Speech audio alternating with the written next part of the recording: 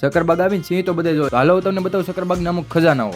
સૌથી પહેલા તો આવતા જોઈ લીધા અમે આવડા ઉંદરા જેવા વાંદરા. આગળ જઈને વ્યા ગયા કાંગારૂના પિંજરે, પણ કાંગારૂ તો હતું જ નહીં, ઠેકડો મારીને ભાગી ગયો લાગે. ત્યાંથી આવડો આફ્રિકન ગધેડો જોઈને વ્યા ગયા રેપ્ટાઇલના એરિયામાં. ને આવતા હવે જોઈ લીધું ઇન્ડિયન રોક પાયથન, ટૂંકમાં અજગર. ત્યાંથી વ્યા ધામણી પાસે, પણ આને બહાર આવવાની જાજી ઉતાવળ છે. ત્યાં તો ભાળી આવડો કાચબો, પણ એ તો ઊંધો પડી ગયો તો.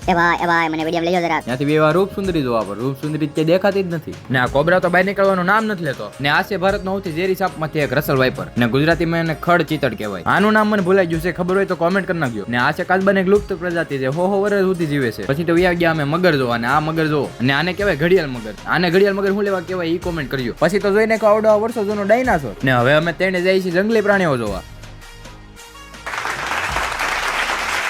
ને આ દીપડો મારે આમ કેમ જોવે છે, ને આ વાઘ ઘાઈત લગાડીને બેઠો છે. ને પછી તો જોઈ લીધો જંગલનો રાજા હાવજ ને, એને જોઈને કિરણ કઈક કહે છે, હું હાવજ છૂટો મુકાય.